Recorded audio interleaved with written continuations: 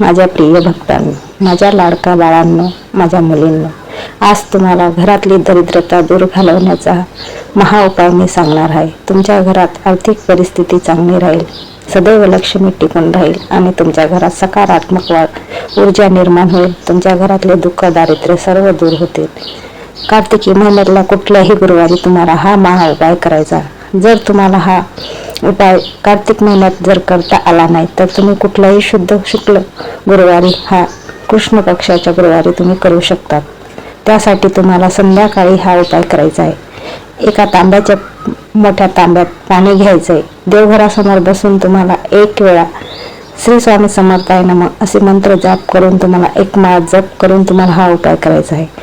तांब्यामध्ये तुम्हाला थोड्याशा अक्षदा टाकायच्या आहेत. हळदी कुंकू टाका, त्यामध्ये एक फूल टाका आणि तुम्हाला माळ जप करून तुम्हाला महाराजांनाच म्हणजे मला विनंती करायची आहे, आमच्या घरातले दुःख दारिद्र्य, आमच्या घरातली वाईट शक्ती बाहेर निघू द्या, सुख समृद्धी ऐश्वर्य लाभू द्या, घरात आनंदी वातावरण निर्माण होऊ द्या, असं मनापासून तुम्हाला श्रद्धेने आणि खूप असं प्रेमाने महाराजांना विनंती करायची आहे. जेणेकरून महाराज तुमची लवकर विनंती स्वीकार करतील.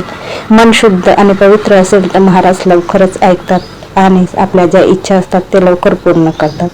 तर बाळांनो, ही इच्छा तुम्हाला लवकर फलप्राप्ती व्हावी यासाठी महाराजांना 3 वेळा मुजरा करून, त्यानंतर तुम्हाला अजून परत 1 वेळा रात्री झोपण्याआधी तुम्हाला महाराजांना तारक मंत्र बोलायचा आहे. तारक मंत्र बोलल्याने आपल्या मनात जे वाईट विचार असतात ते नष्ट होतात आणि आपल्याच मनात सकारात्मक ऊर्जा निर्माण झाली की आपल्या घरातले वातावरण सुद्धा सकारात्मक होते. तो तांब्या जसाच तसा रात्रभर देवघरात ठेवायचा आहे आणि त्या तांब्यामध्ये 5 रुपयाचं नाणं टाकून द्यायचं आहे. 5 रुपयाचं नाणं यासाठी की आपले 5 इंद्रिय ते जागृत होतात आणि आपण सुद्धा जागृतीकडे जाण्याचा प्रयत्न करतो आणि आपले सगळे मार्ग मोकळे होतात. सकाळी उठल्यानंतर ते तांब्यातले पाणी आंघोळ वगैरे झाल्यावर देवपूजा करण्याच्या अगोदर ते पाणी कुठल्याही झाडाला टाका, काट्याच्या झाडाला टाका, जेणेकरून तुमच्या घरातली दरिद्रता त्या काट्याच्या झाडात जाईल. तुळशीला अजिबात ते पाणी टाकायचं नाही.